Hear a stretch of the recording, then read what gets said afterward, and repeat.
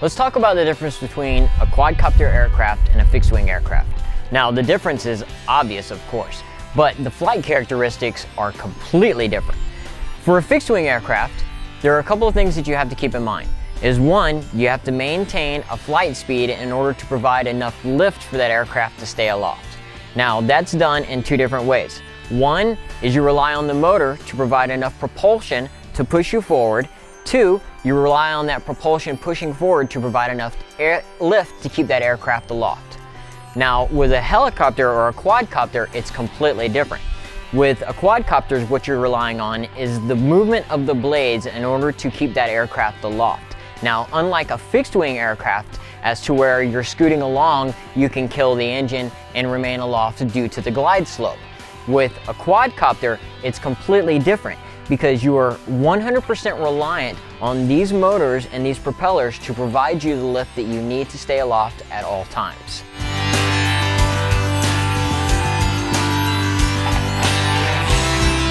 So, how a quadcopter maintains lift? As we discussed earlier, we have to rely on the movement of all four blades working together. But what you don't realize that is going on there is a lot more. Each motor spins at a slightly different speed than the other. So if you're flying and you get a gust of wind that knocks you this way, this motor will kick in and eliminate that lean and bring your quadcopter back to a level position. This is done through the gyros and sensors that are located inside of the flight control board located on the inside of most quadcopters. Now, the DJI Phantom has the same exact components as the smaller quadcopters do. The only difference is that the body houses these components so you don't see them. You don't see the flight controller that is on the inside. You don't see the ESCs that are inside. ESCs is something else that we need to discuss. An ESC is what's referred to as an electronic speed controller. What this does is this dictates the speed of each rotation of the motor. So again, as I said, if the wind blows us this way, the electronic speed controller is told by the flight controller that this motor needs to increase speed, which will eliminate the drift there and fix the quadcopter's flight, maintaining a correct flight, stable and level flight for your quadcopter at all times. Now, not all flight controllers have this ability. This is called the flight stabilization ability. Now, some quadcopters operate on what's known as full manual mode. Full manual mode means that you have control over this quadcopter at all times. There is no flight controller in there that is going to provide the stability that you need. So if you get knocked over this way by the wind, it is up to you 100% to self-adjust and make that correction, because if you don't, then you could possibly end up like this. That is not what we want. We want to always maintain a safe and level flight at all times.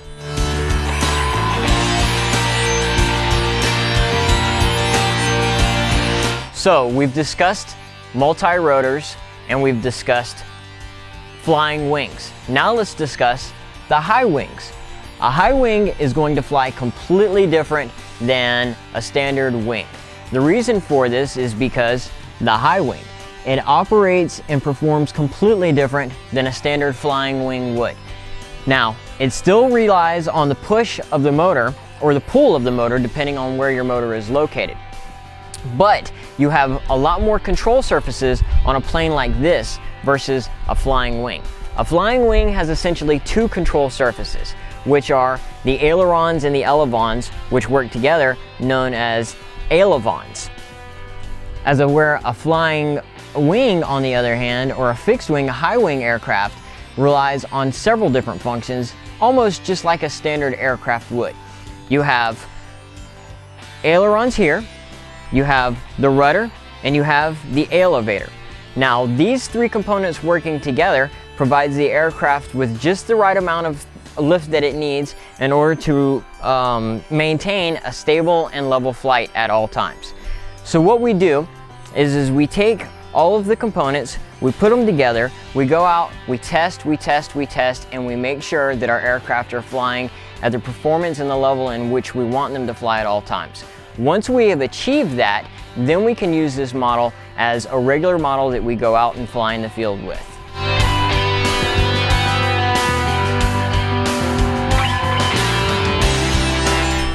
Now we're going to talk a little bit about transmitters and the options in which you have there. As you see, there are several different transmitters to choose from, and trust me, this is just scraping the barrel. You have the low end. This transmitter is the DX5. It runs off of the Spektrum technology. This transmitter is right at $100, maybe a little bit under. This is the DX6E. The DX6 is obviously a computerized transmitter versus a non-computerized transmitter.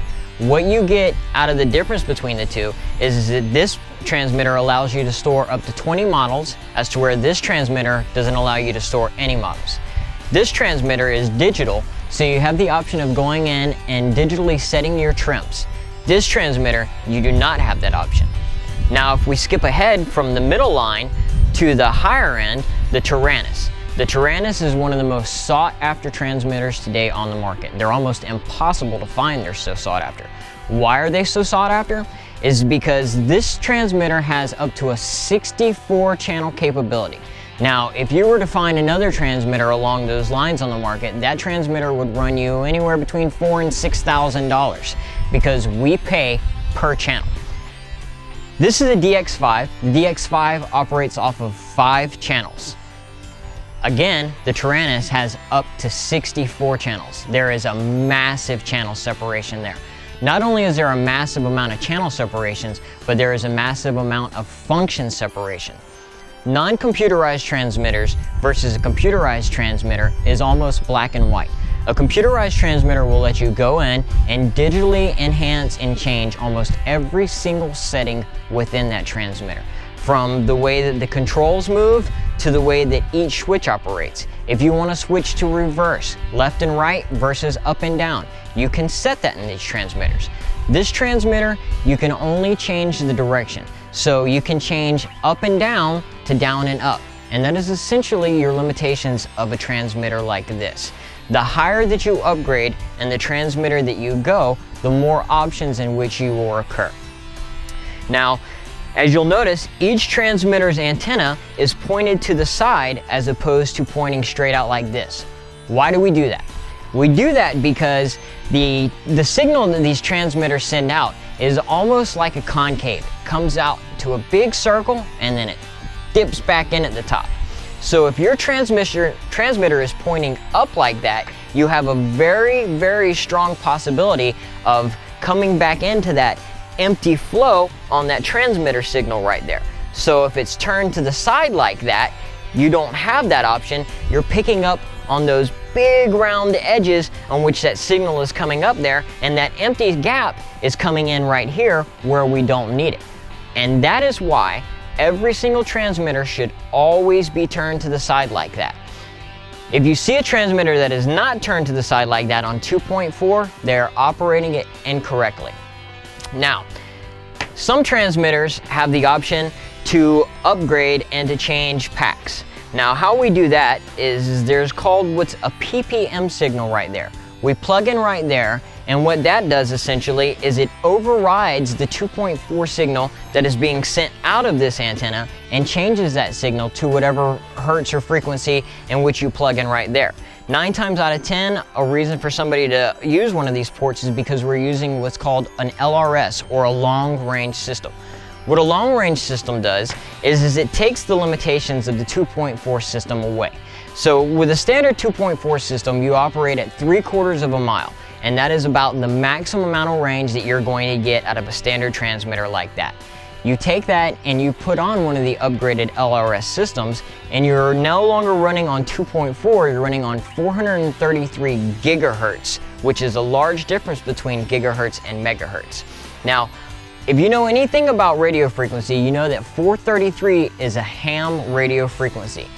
If you know anything about ham, you know that a ham radio frequency will essentially travel the entire globe.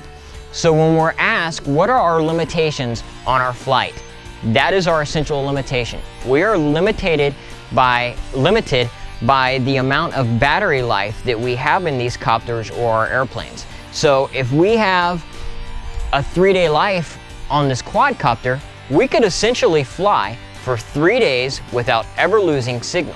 Could we circle the globe? I highly doubt it, but it's possible.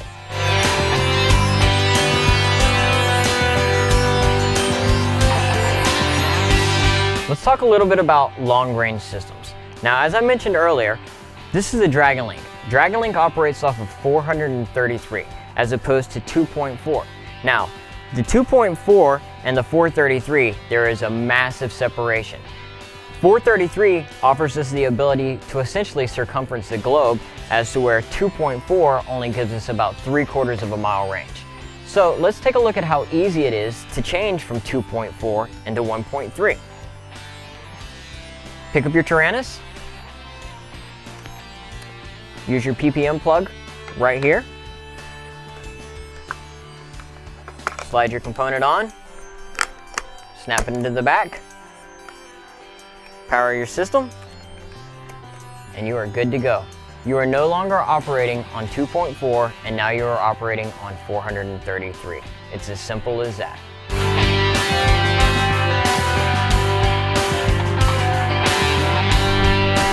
What's required to fly?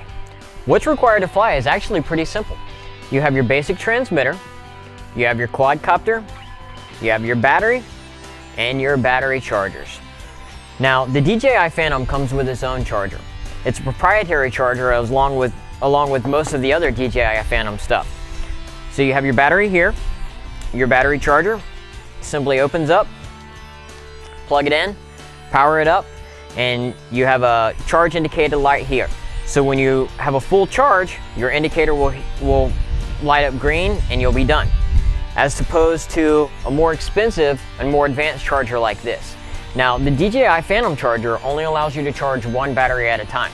A more advanced charger like this high-tech charger will give you the option of charging multiple batteries at multiple times. Not only will you have the option of charging multiple batteries at one time, but you can go in and change the settings. So if you have a 6-cell battery and a 3-cell battery and a 2-cell battery and you want to charge them all at the same time, that is easily achieved by selecting the proper battery charger. Now, this is a more higher dollar battery charger, so it's not something that you would need if you're just coming into the quadcopter industry. That be the case, you can start off with the proprietary units like the DJI Phantom has. If you don't go with the DJI Phantom and you go with a different type of quadcopter, make sure that you check with the hobby store in which you are purchasing your quadcopter from to get the proper battery charger that you will need to charge your batteries.